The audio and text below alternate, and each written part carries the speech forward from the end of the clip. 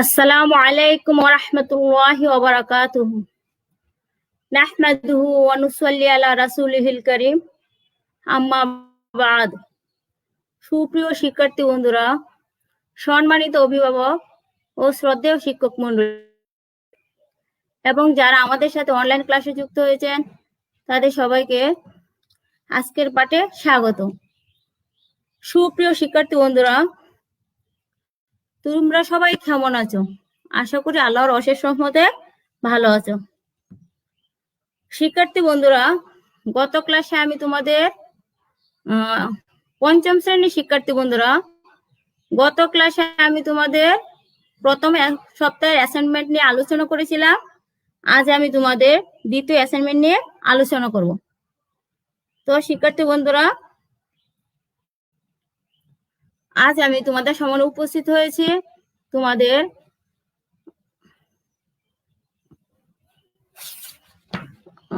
তোমাদের আদ-দুরুসুল আরাবিয়া ওয়াল কাওয়াইদ অর্থাৎ পঞ্চম শ্রেণীর আরবি নিয়ে। আজ আমাদের পাঠের বিষয় হচ্ছে আরবি দ্বিতীয় আল কালিমাতু ওয়া আকসামুহা নিয়ে। তো শিক্ষার্থী বন্ধুরা, তোমরা আমাকে কমেন্ট করে জানাও তো আমাকে দেখা যাচ্ছে কিনা এবং শোনা যাচ্ছে কিনা।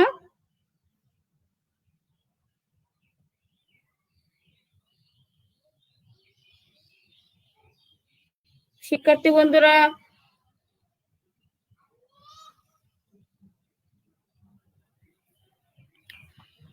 ঠিক আছে শিক্ষার্থী বন্ধুরা, আজ আমি তোমাদের কালিমা নিয়ে আলোচনা করব। আমাদের দ্বিতীয় সপ্তাহের অ্যাসাইনমেন্টে যে এসেছে ইসেম কয়েকটি শব্দ দেওয়া আছে, তা থেকে কালিমার প্রকারগুলো নির্ণয় করতে বলা হয়েছে, ঠিক না?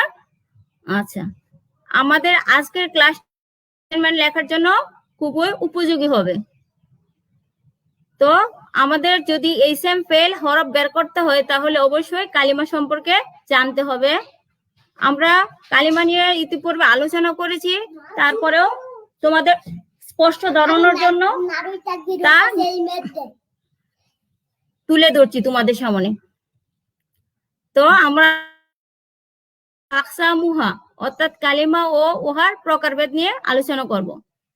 তো শিক্ষার্থী বন্ধুরা, আমি আশা করছি তোমরা খাতা কলম নিয়ে বসে পড়েছ এবং তোমাদের মেইন বইয়ের 93 পৃষ্ঠায় চলে যাও, তাহলে সহজে বুঝতে পারবে। শিক্ষার্থী বন্ধুরা, এখানে কয়েকটি উদাহরণ দেওয়া আছে।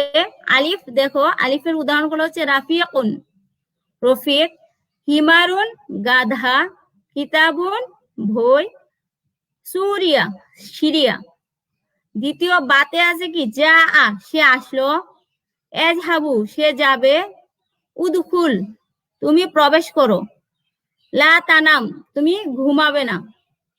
জিমের উদাহরণে আছে মিন হতে থেকে, ইলা প্রতি দিকে, ফি মধ্যে, আলা উপরে।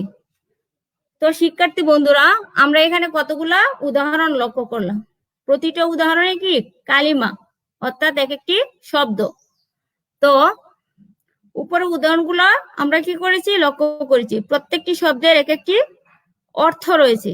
যেমন আলিফ অংশ শব্দগুলো অর্থ দ্বারা কোনো কিছু নাম বুঝিয়েছে। এই যে এখানে রাফিক, হিমার, কিতাব, সুরিয়া সবগুলা কি এক একটা ইসেম, মানে কোনো কিছু নাম বোঝা যাচ্ছে।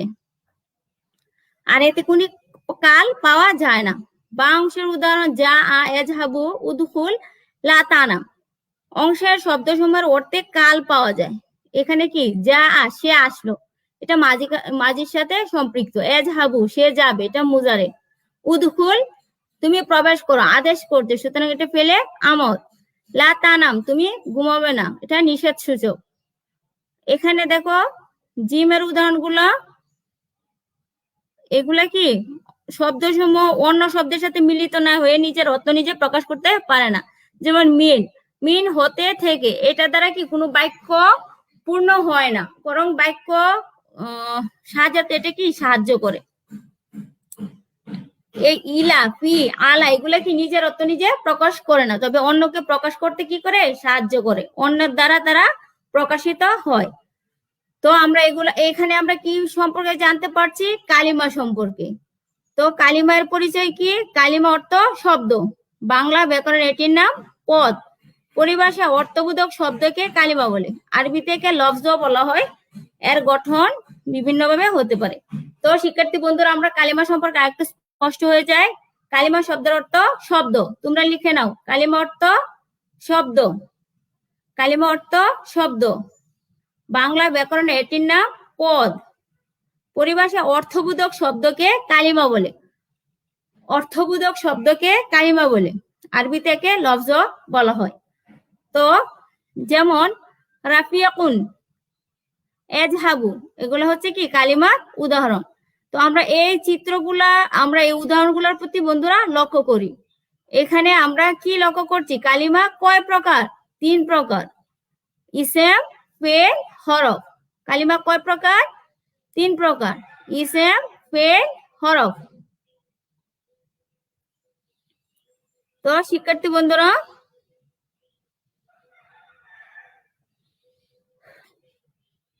আমরা এখন ইসেম সম্পর্কে জানবো। ইসেমের সংজ্ঞা কি? ইসেম শব্দের অর্থ কি? বিশেষ্য, বিশেষণ, বিশেষ্য, বিশেষণ। আর পরিভাষা, যে কালিমা অন্য কালিমার সাহায্য ছাড়াই নিজের অর্থ নিজে প্রকাশ করতে পারে এবং তার মধ্যে 3টি কাল থেকে কোনো কাল পাওয়া যায় না, তাকে বলা হয় ইসেম। শিক্ষার্থী বন্ধুরা, আমি আবারও বলছি, যে কালিমা নিজের অর্থ নিজে প্রকাশ করতে পারে এবং তার মাঝে 3টি কাল থেকে কোনো কালই পাওয়া যায় না, তাকে বলা হয় ইসেম। আমি আবারও বলছি, যে কালিমা বা পদ নিজের অর্থ নিজে প্রকাশ করতে পারে এবং তার মধ্যে 3টি কাল থেকে কোনো কাল পাওয়া যায় না, তাকে বলা হয় ইসেম। ফেলের সংজ্ঞা আসো। ফেল শব্দের অর্থ ক্রিয়া। ফেল অর্থ ক্রিয়া। ফেল অর্থ কি? ক্রিয়া। যে কালিমা অন্য কোনো কালিমার সাহায্য ছাড়াই নিজের অর্থ নিজে প্রকাশ করতে পারে এবং তার মাঝে 3টি কাল থেকে কোনো একটি কাল পাওয়া যায়, তাকে ফেল বলে। আমি আবারও বলছি, যে কালিমা নিজের অর্থ নিজে প্রকাশ করতে পারে এবং তার মাঝে 3টি কাল থেকে কোনো কাল পাওয়া যায়, তাকে বলা হয় ফেল। যেমন সে আসলো, এটা কি?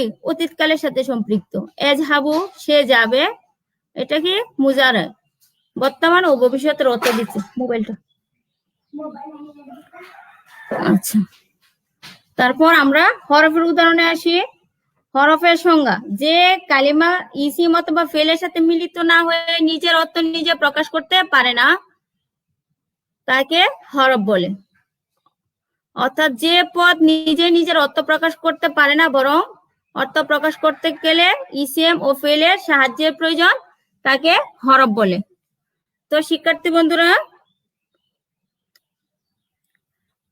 তোমরা খাতায় মিলে নাও তো ঠিক মতো লিখেছো কিনা। আমি আবারও বলছি, অর্থবোধক শব্দকে কালিমা বলে।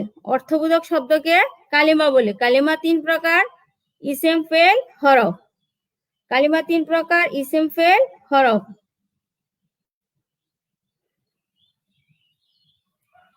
ইসিমের সংজ্ঞা, যে কালিমা নিজে নিজের অর্থ প্রকাশ করতে পারে এবং 3 কাল থেকে কোনো কালের সাথে মিলিত হয় না, তাকে ইসেম বলে। আর ফেলের সংজ্ঞা হচ্ছে, যে পদ নিজে নিজের অর্থ প্রকাশ করতে পারে এবং তার মাঝে 3টি কাল থেকে কোনো কাল পাওয়া যায়, তাকে ফেল বলে। হরফের সংজ্ঞা হচ্ছে, যে পদ অন্য পদের সাহায্য ছাড়া নিজের অর্থ নিজে প্রকাশ করতে পারে না, তাকে হরফ বলে। তো শিক্ষার্থী বন্ধুরা, আমি আশা করি তোমরা বুঝতে পেরেছো।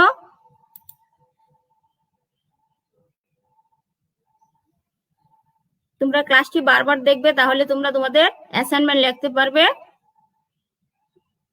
তো সবাই ভালো থাকো। আজ এই পর্যন্ত। আসসালামু আলাইকুম ওয়া রাহমাতুল্লাহি